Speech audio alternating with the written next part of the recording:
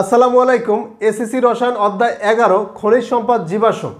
এই পর্বে আজকে আমরা আলোচনা করব অ্যালকিন, অ্যালকাইন, তারপর অ্যালকোহল, অ্যালডিহাইড, ফ্যাটি অ্যাসিড এগুলো কিভাবে প্রস্তুত করা যায়, এগুলো রাসায়নিক ধর্ম কি, তারপর ভৌত ধর্ম কি, সবগুলো নিয়ে বিস্তারিত আলোচনা করব। কিভাবে ক্রিয়া বিক্রিয়া হয় এগুলো অত্যন্ত গুরুত্বপূর্ণ, কারণ পরীক্ষায় এগুলো আসে। প্রথমে এখানে দেখো অসম্পৃক্ত হাইড্রোকার্বন অ্যালকিন ও অ্যালকাইন। তাহলে অ্যালকিন, প্রথমে দেখো অ্যালকিন। আমরা অ্যালকিনের ক্ষেত্রে যে দ্বিতীয় পর্বে শিখেছি, অ্যালকিনের ক্ষেত্রে সাধারণ সংকেত হচ্ছে CnH2n, মানে কার্বন যে কটা থাকবে হাইড্রোজেন তার দ্বিগুণ পরিমাণ থাকবে। এটা ছিল অ্যালকিনের সাধারণ সংকেত। এখন অ্যালকিনের নামকরণ অ্যালকেন থেকে, যেমন অ্যালকেনের আছে ইথেন, এখানে হবে ইথিন, প্রোপেন, প্রোপিন।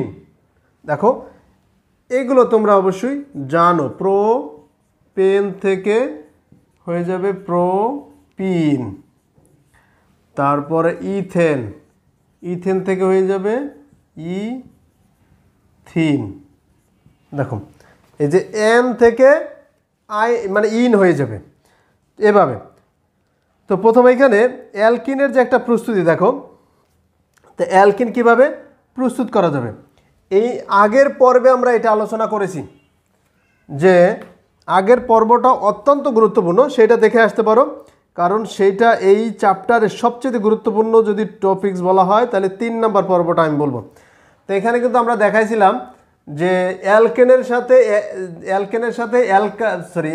সাথে হ্যালোজেন বিক্রিয়া করে, ক্লোরিন বিক্রিয়া করে অ্যালকাইল হ্যালাইড তৈরি করে, তার সাথে আবার সোডিয়াম হাইড্রোক্সাইড বিক্রিয়া করে অ্যালকিন তৈরি করে। তারপরে অ্যালকিনের প্রস্তুতি। তাহলে প্রথমে তোমার কাছে যদি অ্যালকেন থাকে, যেমন CH3 যদি থাকে অ্যালকেন, তার সাথে কি করবা, ক্লোরিনে বিক্রিয়া করবা, কি হয়ে যাবে CH3CH2Cl হয়ে যাবে, আর হাইড্রোক্লোরিক অ্যাসিড। এই যে অ্যালকাইল হ্যালাইড CH3CH2Cl এর সাথে সোডিয়াম হাইড্রোক্সাইড বিক্রিয়া করাই দেবা, তাহলে কিন্তু অ্যালকিন তৈরি হয়ে যাবে। এই যে CH2 ডাবল বন্ড CH2 হয়ে যাবে, ক্লিয়ার। আর এখানে সোডিয়াম ক্লোরাইড হয়ে যাবে, পানি হয়ে যাবে। এটা তোমরা 3 নম্বর পর্বটা দেখে আসো, অর্থাৎ এই পর্বটার আগের পর্বটা অত্যন্ত গুরুত্বপূর্ণ একটা বিষয়। এবার আরও একটা বিষয় দেখাইছি, যে ইথানল থেকে, ইথানলের সাথে সালফিউরিক অ্যাসিড দিলে সেখানে সালফিউরিক অ্যাসিড করবে কি, এক অণু পানি শোষণ করে নিয়ে যাবে, সেখানে ইথিন তৈরি করে নেবে। তো এক অণু পানি কীভাবে যাবে, যেমন CH3CH2OH। তো সালফিউরিক অ্যাসিড যখন দিবা, সালফিউরিক অ্যাসিড এর ভিতর থেকে এক অণু পানি নেবে। কীভাবে এক অণু পানি নেবে, এই OH থেকে এই যে OHটা চলে যাবে, আর এইখান থেকে একটা হাইড্রোজেন কমে যাবে। তো এইখানে থাকবে CH2, এখানেও CH2, এই বন্ধনটাই এই পাশে এসে ডাবল বন্ড হয়ে যাবে। তো এইভাবে অ্যালকিন তৈরি করবে, ক্লিয়ার। তো সেকেন্ড নাম্বার আছে অ্যালকিনের রাসায়নিক ধর্ম। অ্যালকিনে কার্বন কার্বন দ্বিবন্ধন থাকে। দেখো অ্যালকিনে কার্বন কার্বনের দ্বিবন্ধন থাকে, সেখানে একটা থাকে শক্তিশালী বন্ধন সিগমা, আর একটা থাকে দুর্বল বন্ধন, সেটা হচ্ছে পাই বন্ধন। এই সিগমা বন্ধনটা সহজে ভাঙে না, কিন্তু পাই বন্ধনটা ভেঙে যায়। ভেঙে গিয়ে যেমন CH2 ডাবল বন্ড CH2, এই যে দুইটা বন্ডের একটা থেকে পাই ভেঙে গিয়ে দুই পাশে দুইটা হাত খালি হয়ে যায়, তখন অন্য যৌগ যুক্ত হতে পারে, যেমন হাইড্রোজেন, দুইটা এটার সাথে যুক্ত হতে পারে, যুক্ত হয়ে অ্যালকেন তৈরি করলো। তা এটা হচ্ছে সংযোজন বিক্রিয়া, হাইড্রোজেন সংযোজন। এটাও আমরা আগের পর্বে আলোচনা করেছিলাম যে কিভাবে এগুলো যুক্ত হয়। এবার পানি সংযোজন, পানি সংযোজনের ক্ষেত্রেও এটা সেম কথা, যে অ্যালকিনের ক্ষেত্রে যে ডাবল বন্ড থাকবে তার একটা ভেঙে যাবে, CH2 ডাবল বন্ড CH2, তখন এটার সাথে পানি যুক্ত হবে। কীভাবে পানি যুক্ত হবে, যেমন এই একটা বন্ড ভেঙে গিয়ে এই পাশে একটা হাত খালি, এই পাশে একটা হাত খালি, তখন ওই পানির একটা হাইড্রোজেন এখানে যুক্ত হয়ে যাবে, আর একটা OH এখানে যুক্ত হবে, তখন অ্যালকোহল হয়ে যাবে। তাহলে CH, এই একটা হাইড্রোজেন CH3 হয়ে যাবে, CH2OH, অ্যালকোহল হয়ে যাবে, সিম্পল। তখন আবার ইথিনের সাথে এই যে পানি যুক্ত হয়ে অ্যালকোহল হয়ে যাবে। এবার একটা গুরুত্বপূর্ণ জিনিস দেখো, ব্রোমিন সংযোজন।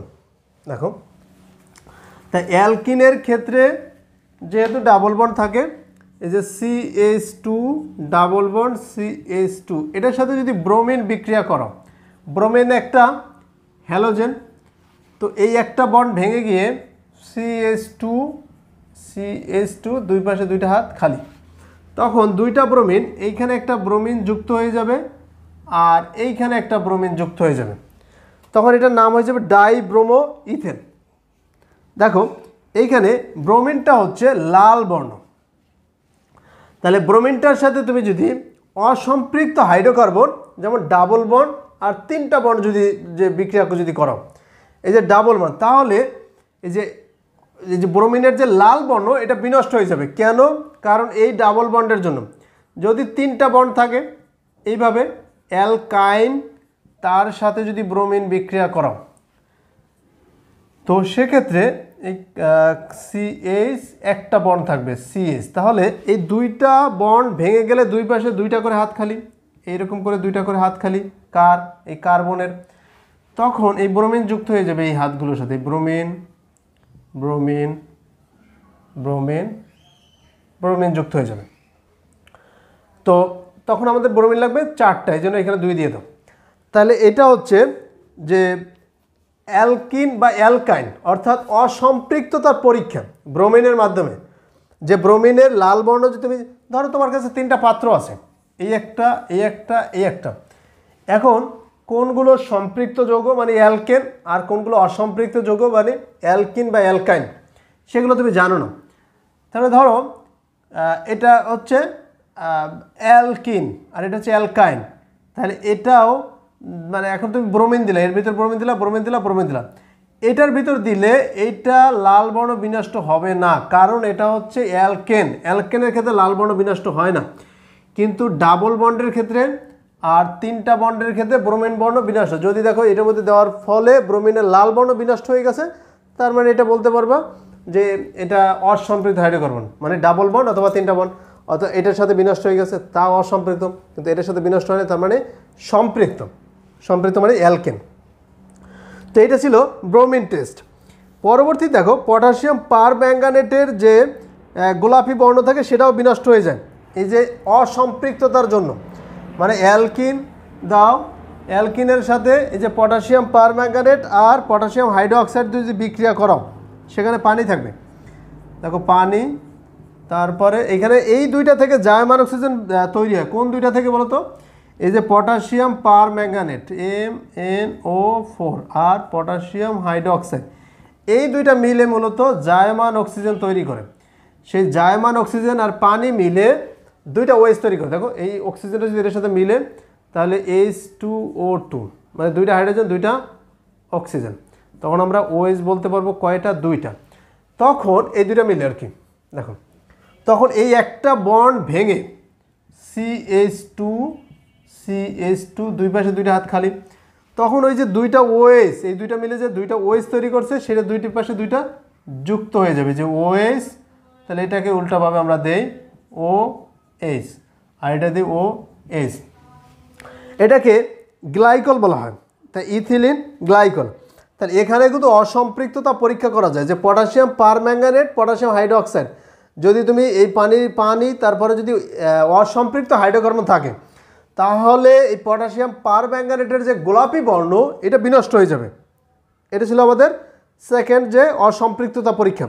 এই দুইটা জিনিস অত্যন্ত গুরুত্বপূর্ণ। এই পেজটা দেখো, এখানে যে ব্রোমিন সংযোজন বিক্রিয়াটা, যে ব্রোমিনের লাল বর্ণ বিনষ্ট হয়, তারপরে আরেকটা দেখালাম পটাশিয়াম পারম্যাঙ্গানেটের মাধ্যমে, এগুলো অত্যন্ত গুরুত্বপূর্ণ। এগুলো পরীক্ষা অনেকবার আসছে, অতএব এগুলো আয়ত্ত করে নাও। এবার ইথিনের পলিমারকরণ বিক্রিয়া, পলিমারকরণ ইথিনটা কি? CH2 double bond CH2। দেখো এখানে কয়টা ইথিন লিখছি আমরা? একটা লিখছি। তো এই একটা অণু থেকে তোমার একটা না, সরি, এটাখানে অনেকগুলো অণু মিলে একটা অণু তৈরি করবে। কিভাবে অনেকগুলো? যেমন তুমি যদি এখানে 3 দাও, তা 3 দিলে আমি কি বলবো? CH2 ডাবল বন্ড CH2 এই একটা, আবার CH2 ডাবল বন্ড CH2 এই একটা, আবার বলবো CH2 ডাবল বন্ড CH2। তাহলে দেখো এই 3টা লেখা হয়েছে। এখন এই একটা বন্ড যদি ভেঙে যায় তাহলে এই পাশে একটা হাত খালি, এই পাশে একটা হাত খালি, আবার একটা বন্ড ভেঙে গিয়ে এই পাশে একটা হাত খালি, তখন এই হাত আর এই হাত মিলে এইটার সাথে একটা শিকল তৈরি করলো। আবার এইখান থেকে খালি হয়ে এই একটার এই একটা মিলে একটা শিকল তৈরি করলো, এই যে একটা ভেঙে। দেখো, তো এভাবে একটা অণু দুই পাশে দুইটা হাত সরিয়ে দেবে, তার সাথে আবার ওই যে বন্ধন গঠন করবে, বন্ধন গঠনে জোড়া লাগিয়ে একটা শিকল তৈরি করবে। তার মানে দেখো, তিনটা থেকে আমরা একটা শিকল তৈরি করলাম। এরকম তিনটা না, হাজার হাজার অণু মিলে একটা মাত্র বৃহৎ অণু তৈরি করবে, তাকেই বলা হয় পলিমারকরণ বিক্রিয়া।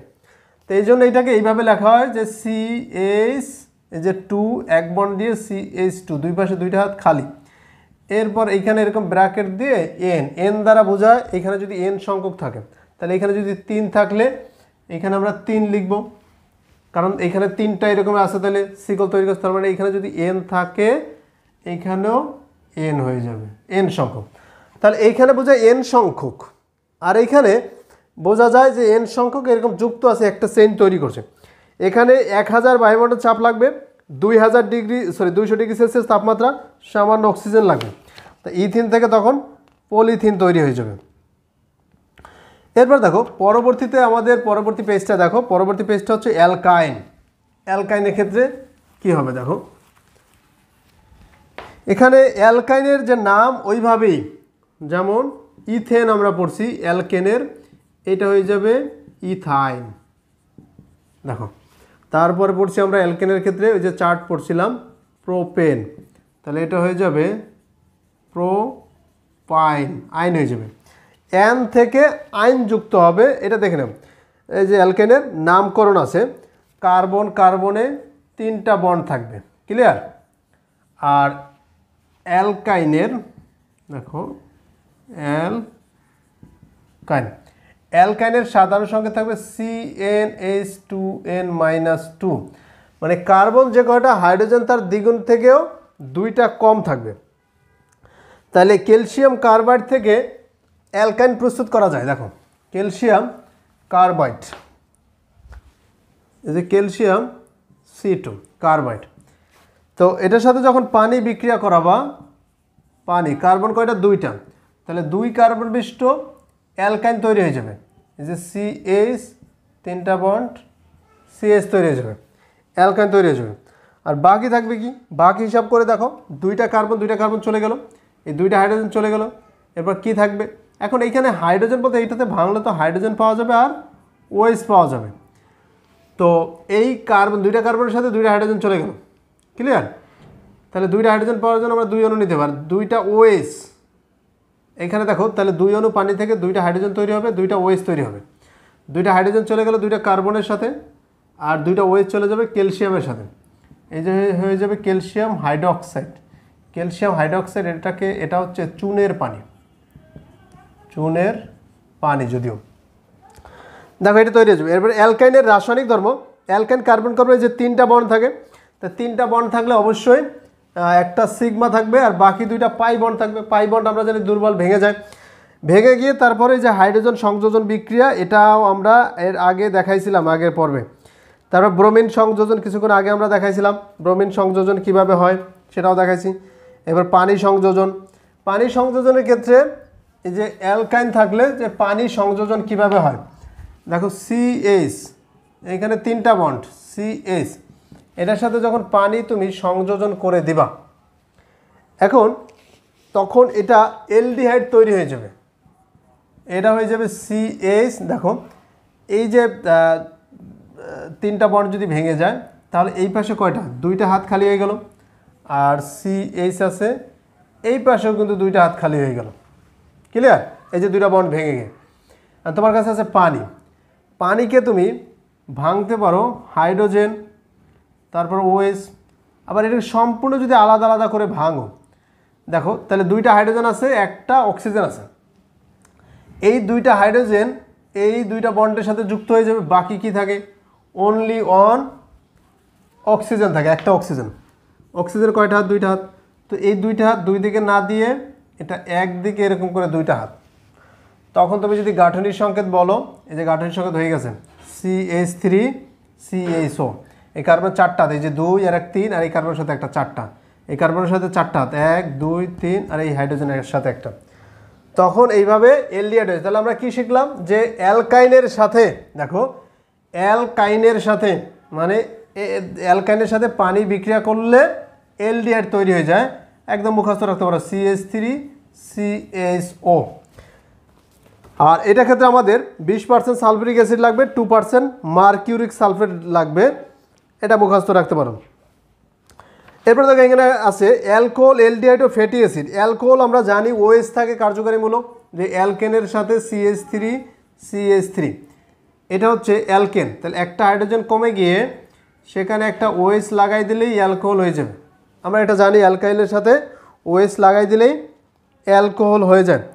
অ্যালকোহলের প্রস্তুতি, এই যে দেখো অ্যালকোহলের প্রস্তুতি, প্রথম ব্রোমো ইথেন আছে, তারপর সোডিয়াম হাইড্রোক্সাইড। এটাও কিন্তু আমাদের এর আগের পর্বে আলোচনা করা আছে যে অ্যালকেনের সাথে যদি আমরা হ্যালোজেন বিক্রিয়া করাই তাহলে অ্যালকাইল হ্যালাইড হয়ে যাবে, যেটাই প্রথম আছে CH3CH2Br ব্রোমিন।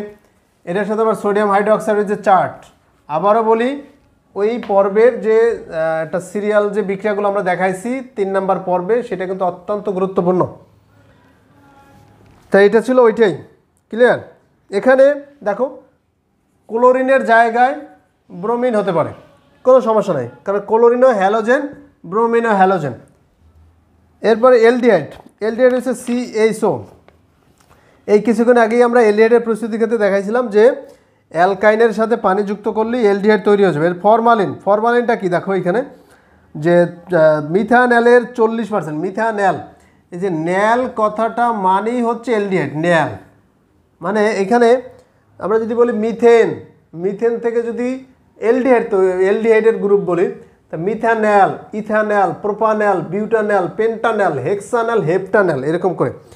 ওকে, তাহলে 40% জলীয় দ্রবণকে ফরমালিন বলে। 40 ভাগ থাকবে মিথানল, দেখো 40 ভাগ থাকবে মিথানল, তা 40 ভাগ মিথানল, এটা এই জন্য বলা হয় 40% জলীয় দ্রবণ। এগুলো প্রাণীদের দেহ সংরক্ষণ করার জন্য ফরমালিন ব্যবহার করা হয়। জৈব অ্যাসিড বা ফ্যাটি অ্যাসিড, ফ্যাটি অ্যাসিডের ক্ষেত্রে আমরা তাও জানি অ্যালকাইল মূলকের সাথে COOH থাকে, রাইট, যেমন CH3CH3, এটা হচ্ছে অ্যালকেন।